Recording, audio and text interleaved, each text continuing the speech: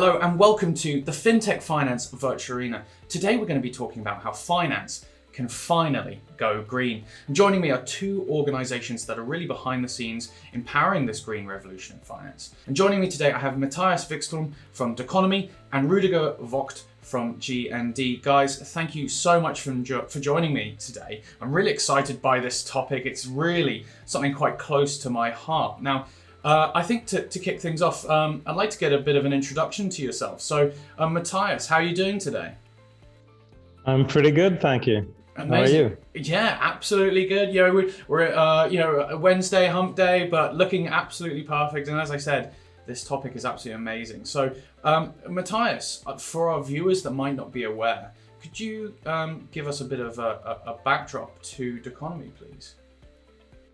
Sure. Doconomy works out of Stockholm. We're about 40 people today and rapidly expanding. We've been in business since 2018. Today we have two core services, one that calculates the environmental footprint of every transaction and one that calculates the cradle to gate footprint on product level. So our ambition is to enable sustainable lifestyle for all, because we think at the core, most people want to do good, but there just isn't enough sufficient tools to assist people in driving the change of behavior that we see is needed. Yeah, I think that's going to be so critical, and giving customers that option, I think we're going to keep hearing maybe later on in the discussion. And also, as I mentioned, joining us is also Rudiger Vogt from G&D. Rudiger, how are you doing today?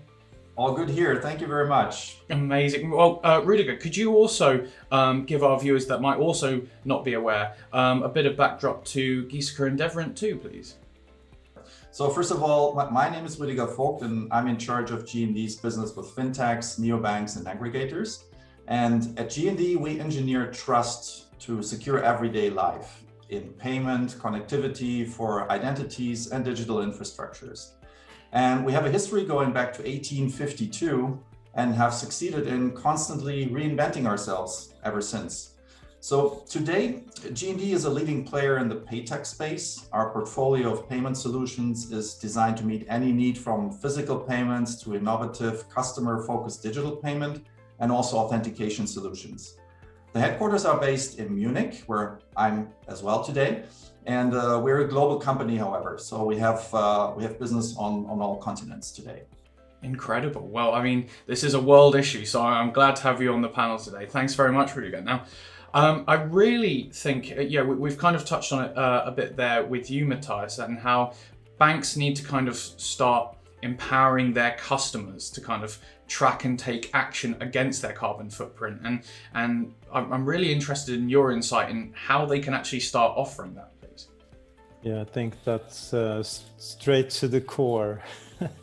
A very good question.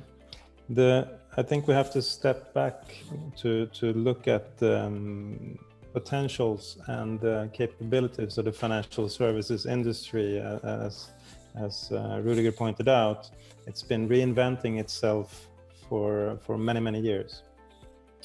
The effect of that is that it plays a critical part in everyday life of most people in the world. It is tightly associated also with what Rudiger pointed out in regard to the trust space. But one thing that the financial services has been able to pursue more than many other industries is the high level of efficiency. And for some time now, the economy has been credited with coining in climate fintech space. And that might be the case or not, doesn't really matter. But what's interesting is climate and fintech. Because we think that if we can help banks and brands to direct the efficiencies acquired within the financial systems to cater for the needs of the fragilities of the ecosystem, then we can quickly get to a much better spot than where we're at today. I think Bernie Sanders said that if the world was a bank, it would have been saved already. So with that in mind, I think banks are a brilliant go-to-market strategy because it's everyday actions, and we're trying to add a mindful climate perspective to that. I think that's so incredible, and it's such a dry look at the world. If the world was a bank, it would have been saved already. And I think really that's where I want to bring you in, Rudiger, and in terms of obviously Giesecke and Devrient really sit quite staunchly in the payments and finance world, and I really want to get your perspective and how you think banks can empower their customers as well to track and take action against their carbon footprint from a G&D perspective. Yeah, I mean, definitely G&D is committed to protecting the planet for future generations, which is exactly what Matthias was pointing to. And at the end of 2020, G&D became one of 24 German companies to participate in the UN's Sustainable Development Goals Ambition Initiative. Nice. So beyond pursuing our own climate goal of reducing direct and indirect CO2 emissions by 25% by 2022, G&D also supports our customers and our clients and their clients actually in achieving their sustainability goals. So, for example, our researchers and developers are constantly working on innovative product designs, and with the Convigo Beyond product line, and I think we're going to touch on that more in detail later, G&D has broken new ground in payment card design using recycled and bioplastic material. And if you use bioplastic material, for example, you can significantly reduce the carbon footprint that's inherent in a payment card. Incredible. Now, from my own research, I've been doing I've learned quite a lot. And guys, I think, Matthias, I'm going to come to you with this because some of our viewers might not actually be aware of this. Can you tell us what is the Åland Index, please? Okay, so the Åland Index is a methodology that we developed over 6 years ago when we were working with the Bank of Åland, which is a small bank situated in the middle of the Baltic Sea that wanted to engage their users in understanding that every action has a reaction and that your daily choices manifested through consumption actually matters. 60% of an individual's carbon footprint is linked to the choices we make in daily consumption. So what we did, we developed the Åland Index with the ability to calculate the CO2 footprint of each and every transaction using the data available to us in the transaction. With that, we aimed to reach the many and educate all in the impact of their lifestyle choices. So what Åland Index actually do is that we put together sort of a scorecard of CO2 emissions per merchant category. So with the merchant category code in mind, you get your spendings representation in that industry's total carbon footprint. Then we convert that back from CO2 equivalent emissions measured in kilos to the local currency using the societal cost of carbon at approximately $130. Wow. So that your every purchase gets two metrics. One, damage done to your wallet, if you may, and one, the impact that your consumption has had on the resources of the planet.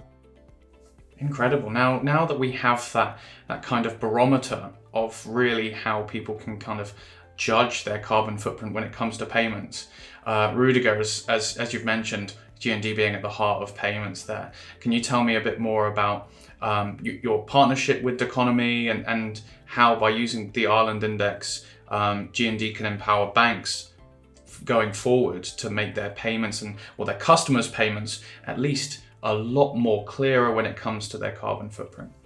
Yeah.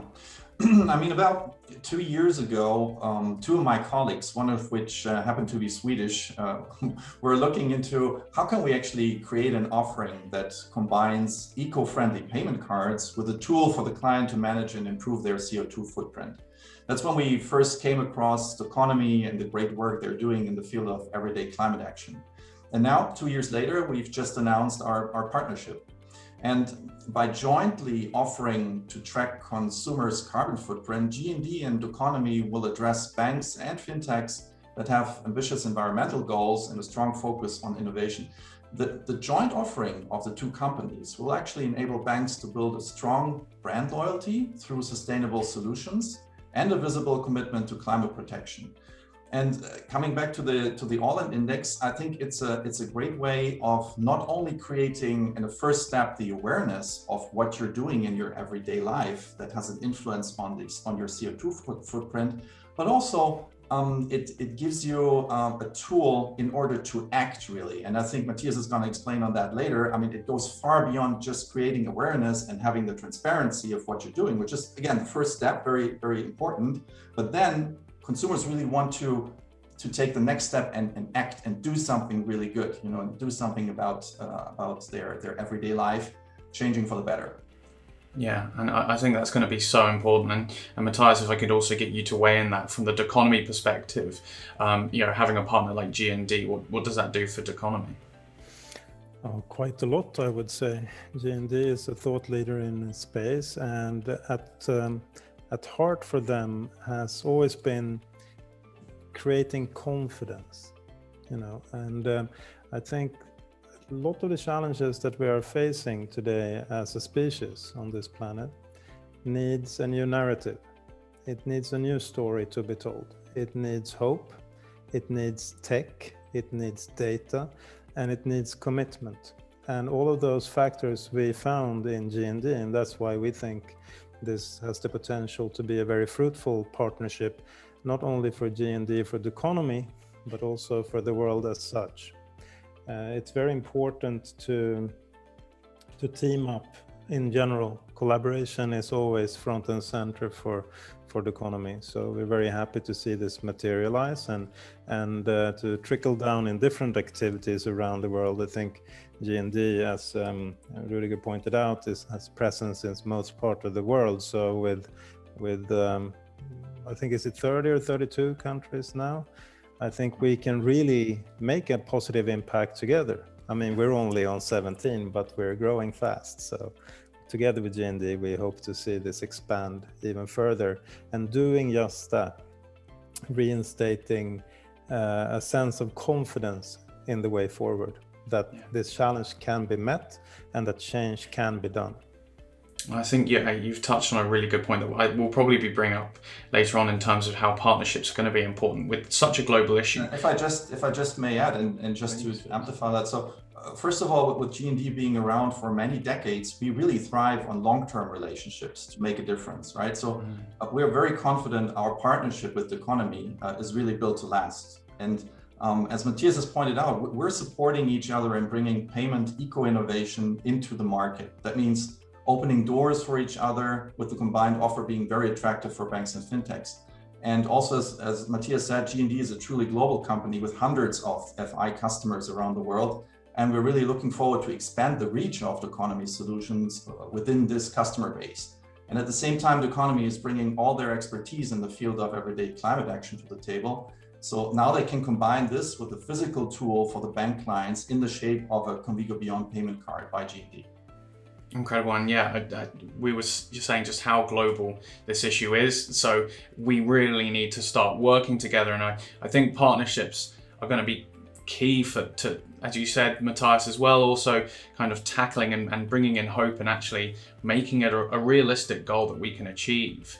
And I think really, as tech gets increasingly innovative, do you think that various different industry verticals, Matthias, are going to have to start partnering? We're looking at finance in today's discussion, but do you think this is going to be something that every different industry vertical has to start looking at and start embedding green solutions at such a base level, like, for instance, looking at your carbon footprint?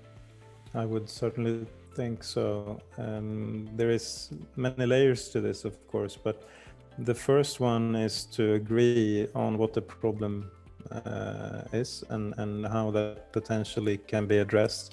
And the other insight is that it's been taking very long for a great amount of people and companies to get into this mess.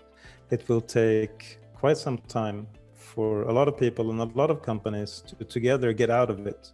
So collaboration is very much at core. No matter the vertical, I think it comes down to looking outside of your comfort zone and challenge the status quo, challenge the ways things has always been done in order to create new value shape new partnerships, and educate and engage the many.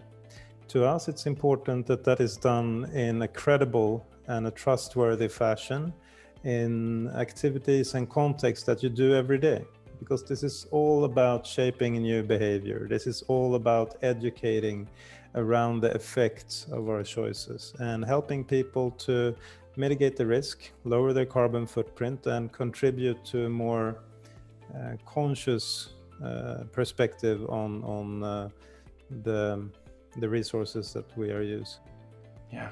And I think you've both kind of touched on it slightly just there, actually, in terms of how much this is going to bring engagement to a lot of financial customers. And that's something that is probably been missing within the industry. People don't really talk or think about what they pay for, how they pay. They just pay. Now, Rudiger, can I come to you then, really? Is this going to allow large-scale financial institutions, or even small ones, actually, to increase their customer engagement as well as doing good for the environment? Yeah, I mean, of course, by offering payment cards made from sustainable materials, such as plastic pulled from oceans or bioplastics, G&D promotes eco-innovation in payment solutions. And this definitely helps banks and fintechs to implement their sustainability strategies and create more stickiness with their customers as well, right? So, of course, banks can be reassured that G&D's eco-friendly approach is not limited just to the use of the materials for cards, but it spans the entire life cycle of a payment card. So from production to personalization to delivery to users and the activation process, all the way to the recycling of the card. Now, through Doconomy's impact as a service offering, I think a bank can now, of course, calculate and visualize the footprint on carbon emissions and water usage. And this functionality can even be integrated into the issuer's mobile banking app, right? So now the bank is actually in front of the customer as the one that is driving the eco action, if you will. So I think that's very important for the bank also to have this instrument, and it's a very powerful tool for the bank. And of course, as I said, Doconomy also offers the possibility to then take immediate action by climate compensating through buying certified carbon credits, for example. So as a consumer, based on your spending with a payment card, you have an immediate feedback on the CO2 emissions, and you can start managing your impact on the environment. And I think that is a very strong value proposition for any financial institution that is bringing this to their customers. So as a bank or a fintech, you can combine G&D cards and Doconomy services as real instruments for the consumer to take action, drive environmental improvement. It's a very smart way to create a positive eco impact through payments, something that we do every day. Yeah, and Matthias, can I also get you to weigh in on that and that form of how maybe, because obviously, as you mentioned, you've partnered with a number of financial players, even our Landesbanken. So, I mean, when it comes to finance and going green, do you think that the payment is at the heart of finance, and this is the place to tackle climate change? I definitely think so, and I think that Rudiger is onto something in regard of the everyday perspective that is extremely important. Yeah. And it's something that we try to incentivize in different ways in mitigating your footprint through either carbon offsetting or other activities. Nudging people to do things in different ways. But the payment and the space that G&D has been in for such a long time, it's all about trust. As in any deal, you have a buyer and you have a seller, and at the very core of that transaction is the payment.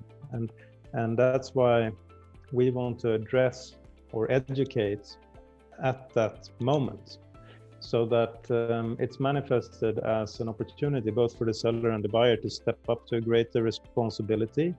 And that's where we can also work to shape new kind of brand preference, new kind of loyalty, driven not by incentivizing more consumption, but potentially recognizing and incentivizing greater responsibility, shaping a relationship based on transparency, and everything is sort of activated at the point of purchase using the payment vehicle, the card, and the mobile app as carriers of this information, and as well as the opportunity So educate yourself, know more, and act on what you know. Incredible. Now, Rudiger, this seems to be coming at an intersectionality of increasing customer engagement when customers are actually demanding for these services. And, we're seeing that customers now want to actually have greater ownership and greater responsibility of their imprint. So now that there is that demand, do you think that finance has maybe been an industry that has been maybe people haven't thought of being particularly bad for the environment because it's quite a tertiary, it's a soft industry, even though it's paper-based, maybe people don't see that, there's a giant kind of oil destruction, everything like that. So are there expectations of what financial institutions and finance in general actually lower than other industries? I wouldn't really say so. If I take myself as an example, I have 3 bank accounts currently, and I've challenged all 3 banks with, what are you guys doing on CO2 footprint? What can I do, through the services? What, for example, financing options are you offering that have a green background, etc. So I think every customer that is actively looking around, what's going on, hearing about the whole global warming issue, for example, is really now looking for this type of services that can help to improve the environment. So I think the eco-conscious client has long been considered a fringe market with little impact to the bottom line, even, to look at it from the other side. So, however, there's so many efforts to raise the awareness of climate change, and you just have to watch the news, right? Environmental issues have really shifted general attitudes from just making eco-credentials of a financial institution from a luxury to a necessity, basically. So it's really now a key value proposition that the banks can and are driving. And in the World Economic Forum's 2020 Global Risk Report, for example, the top 3 risks identified are climate-oriented, and the report strongly requests that financial institutions work to improve these risks. So that shows you how important this is also for the financial sector. And answering to the growing demand from their clients, traditional banks have, for example, added green funds to their portfolio over the past years and have started initiatives to reduce their own CO2 footprint, and all of this being very public and very visible actually to the end consumer. So and on top of that, quite a number of fintechs that have even embedded sustainability in the core of their business. So if we take, having Matthias here, if we take the Nordics region in Europe as an example, according to a report that was issued recently, almost 200 fintech startups from the Nordic countries are working on tech solutions aimed at solving the UN 17 Sustainable Development Goals. And we have one of those startups represented in this session. So I think that shows the power that this industry really has, that this segment really has. And it also shows the pull from the customer really asking for this change. Yeah, and Matthias, do you agree with that the industry, the finance industry, has a lot that it can do? Oh, definitely. And I think it, in part, is already doing quite a lot. I think it's instrumental to engage the financial industry in directing not only knowledge, as with All on Index and our partnership, but also directing funding the right way, getting innovations to the market faster, getting abilities to support people that want to change behavior in a credible way. I also agree that the fintech space is getting more and more populated with companies wanting to address these big challenges, not necessarily only environmental, but also social challenges that we are facing, and they're extremely interconnected. At Doconomy, we always do our best to try to cater to the needs for up-and-coming fintechs that wants to use our services and try to support them to the best of our efforts, not only with the traditional services we provide, but also to share our experience. And I think that's been important to us in our way to grow, to both listen to those sharing and to share what we have learned. I think that's the way forward, and not only for the financial industry to engage and inspire each other in actions like this, but also to color other industries tightly connected to the financial industry. Yeah, and I think you've hit the nail on the head there, and kind of what we've been talking about before, and the fact that payments are so embedded into every part of every industry. If you can then make that green, ultimately there's going to be a knock-on effect. Now, guys, we've actually spent most of the session talking about this partnership and how we can make customers' financial transactions be greener. But let's see what kind of sustainable strategies financial companies, organizations can look at. I mean, you guys haven't been being too lazy yourselves, have you? I mean, Rudiger, if I could come to you, Giesecke and Devrient been working quite hard on your green impact. Is that correct? Absolutely. So, as you mentioned, Doug, fintechs, banks, and cards issuers are not traditionally seen as heavy influencers on the climate crisis. However, there's really a significant impact they can make on the environment by adopting sustainable practices. If you take the payment cards as an example, there are some really easy ways to implement positive change.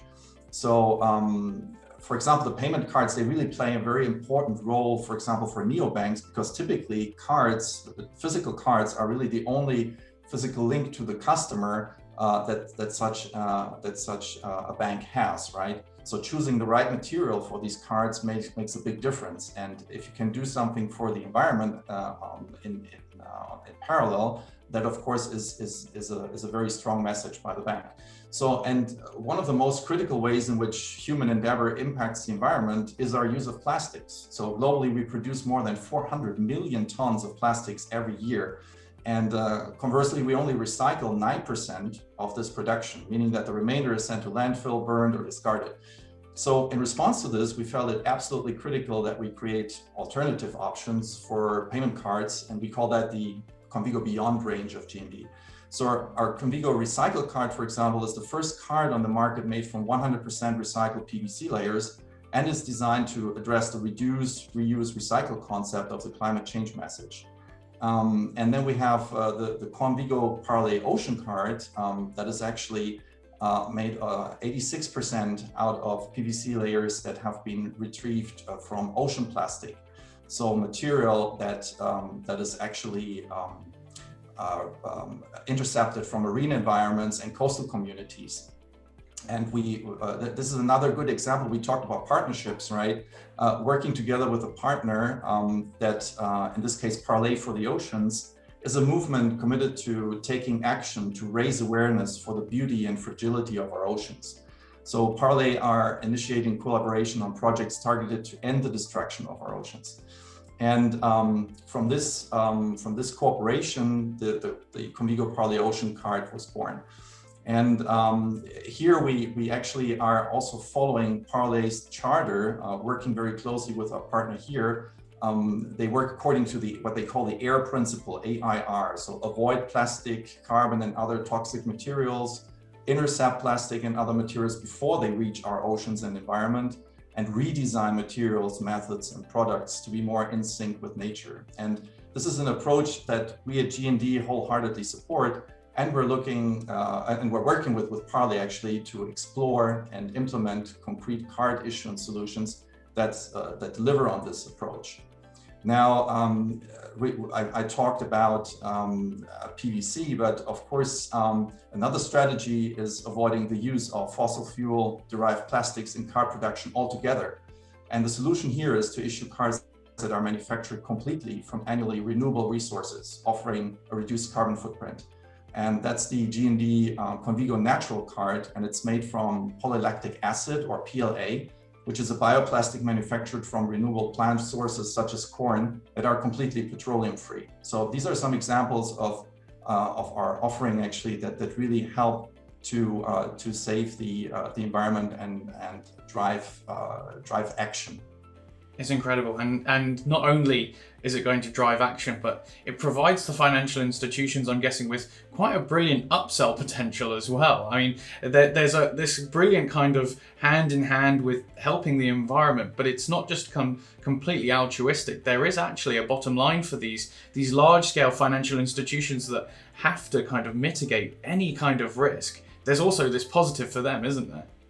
Absolutely, and there's also studies that show that consumers are really willing to pay more for environmentally friendly products, and that they're willing to contribute to making a positive impact. Absolutely, correct. Incredible. Now, Matthias, we've had quite a holistic view of how G&D and Rudiger have been kind of tackling the kind of even just right down to the payment card itself. Can I ask also what Doconomy's been working on? I know obviously you've been helping customers reduce their carbon footprint through that, through the Ireland Index. But can I ask about, on a company-wide scale, what you've been doing? Oh, this is definitely an issue that has many different perspectives on how to do it. And of course, you have to start with yourself in order to be credible at all. And building on what Rudiger mentioned before, it also comes down to the long-term strategy of the business. So we have a variety set of KPIs at Doconomy that might not be found in a traditional company. We have our annual impact report in regard of how we are lowering CO2 emissions in our own operations. We are incentivizing our staff to report CO2 emissions impact on a monthly basis, of course using our own methodology, so it's also a learning experience, both for them and for us as a company. And we have other environmental KPIs that we are measuring on in regard of our own behavior. Now, during a pandemic, obviously impact on a natural level goes down with less amount of traveling and so forth. But when the world kicks back to the new normal that we hope we will see, that will be metrics that needs tending to as well.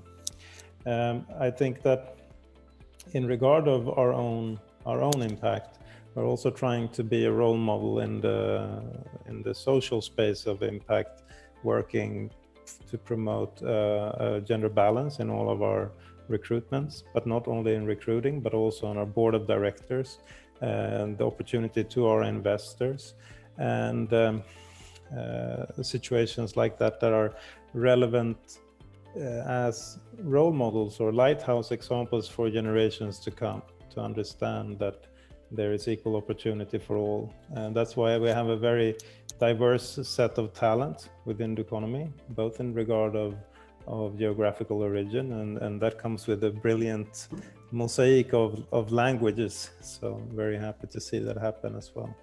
But building on the Parlay collaboration, because that's one way of addressing your own organization's footprint, is to team up with others that help you reduce your footprint. Because we have to understand it's not necessarily easy. I think the first 15 to 20% might be, because it's about tending and educating around your maybe unconscious behavior and become more conscious to begin with. So that's the start. Might be off to quick wins, but then it gets harder and harder, and that's why collaborations like this are needed, and initiatives like Parlay for the Ocean is a brilliant initiative, and I think we looked at that when teaming up with G&D as a role model for someone we would like to work with, that understands that not only do we have to address these issues, but we have to address them together.